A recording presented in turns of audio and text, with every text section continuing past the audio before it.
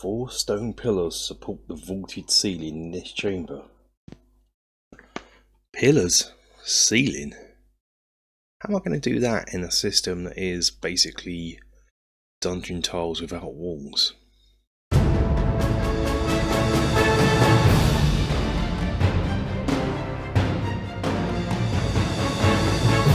Hello and welcome to the Battle and Barrow. My dungeon tile system I use is a without wall system. That means it is just the floor tiles that I throw down that represents the room.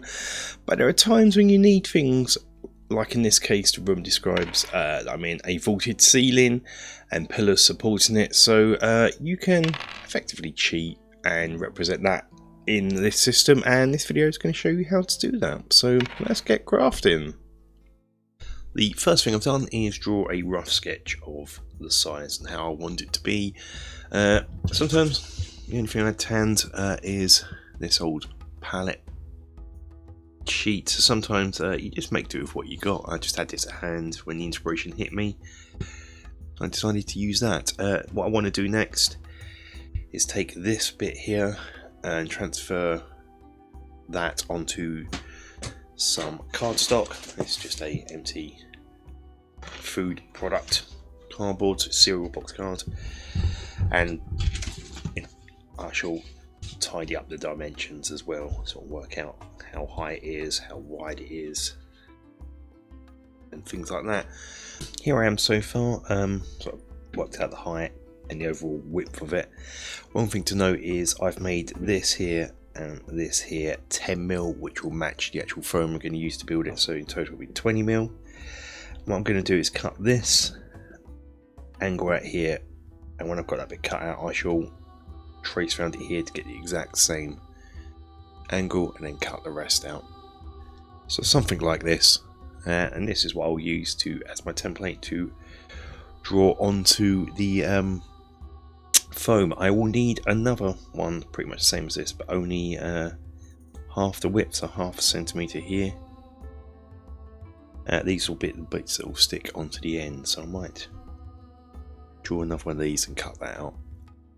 So here we go. So this is half a centimetre, so when it's cut out of 10mm foam, and we put one here and one here, the total cross frame will be the same as this. 3, and that will give us our vaulted column top. Next step is to trace these out onto foam and cut them out.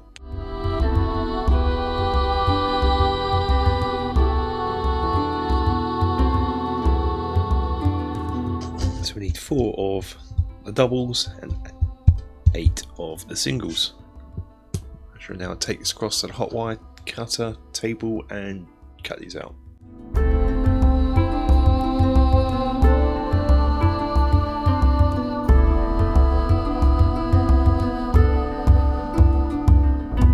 Next, out the 10mm foam, I'm going to cut 1 1/4 inch squares out of it. This will be the base of the whole piece. Also going to cut 1 1/4 inch bits out of 6mm foam. Also out of 6mm foam I'm going to cut squares that are 1 inch by 1 inch. For the actual column itself, I'm having it 1 inch high, but it needs to be double the thickness of the foam, which is 10mm, so we can flip into metric for this. So I'm going to cut strips that are 1 inch high but 2 centimeters wide. There you go, imperial to metric in one piece, and we'll need 8 of these. What I will do is they'll go together like this to form the actual column. And with those cut out, that is the last of the cutting out. We can begin to texture, detail and assemble now. Okay, first up, let's texture everything. You can do this with tinfoil or a rock, but I'm using this that I use all the time on the channel, my homemade texture roller. Here's a video where I show you how to make this. We are going to want to texture the inside here, both sides, top and bottom.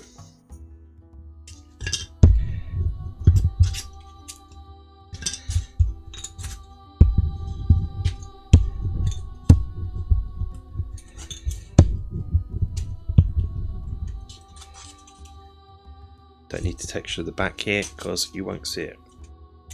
Now is a good time just to glue these together. Use hot glue gun if you want.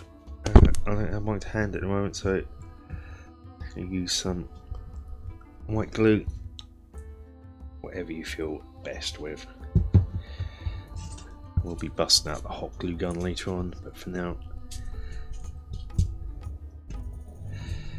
and you probably, as you may have guessed, don't need to texture the inside of these bits. Of course, if you have some foam that is 20mm thick, you can just cut a block out of that. I don't have any tans, it's very difficult to get hold of in the UK, so we can I'm going to do some brick texture in now. Let's add some brickwork patterns in. So for this, ballpoint pen, it's going to, on the column, just score some bricks around.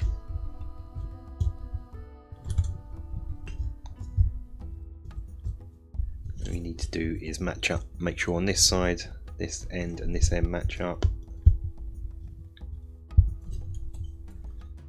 So, and then on this side, put one in the middle. On the opposite side, one in the middle, and these ends I'm going to spread out the join mark as a brick.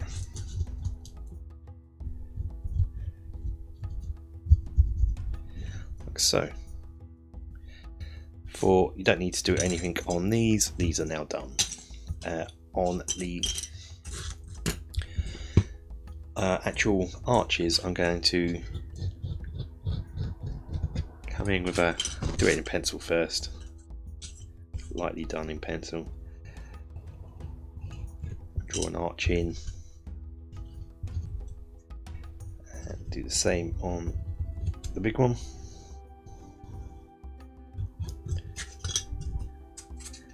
What we want to here actually is put it on just so I can see where it comes out like that too. That should be, yeah, that's fine. And then I'm going to put 5 rows of bricks, I think, on this. I'm going to want 5.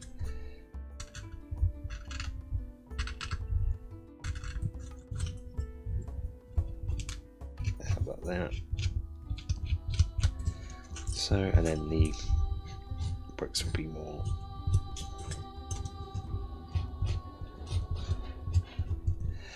And I shall use that to work out where the bricks will go here.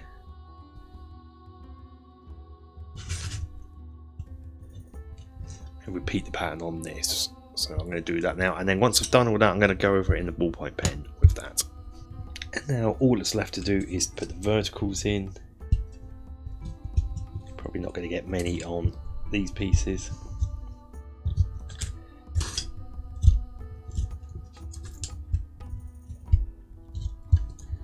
On this one, 2 on the top, 1 on this row here, 2 here, and 1 in the middle.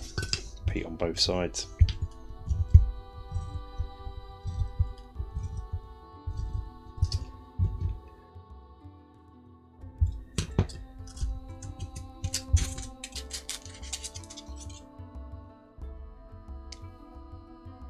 To glue it all together now.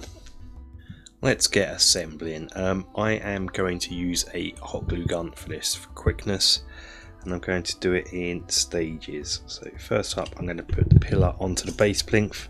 I'm going to try and eyeball it to get it into the center.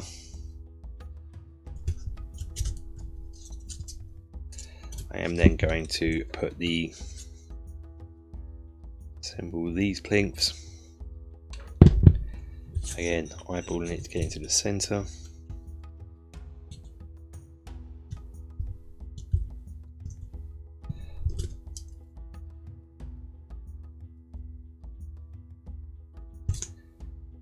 And then going to assemble these. And guess what? I'm eyeballing it to get it into the centre. Probably not the best thing with my eyeballs if you've seen me with my glasses I wear, but ho hum. Do the other side.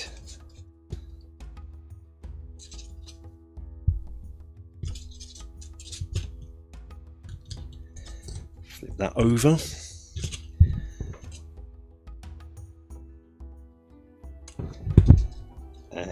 It's an eyeball into the centre again.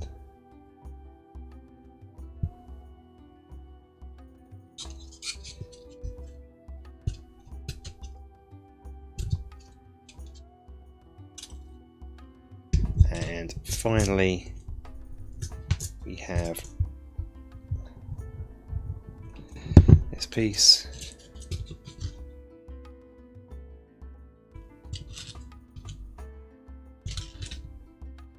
It's really the most important piece to get on.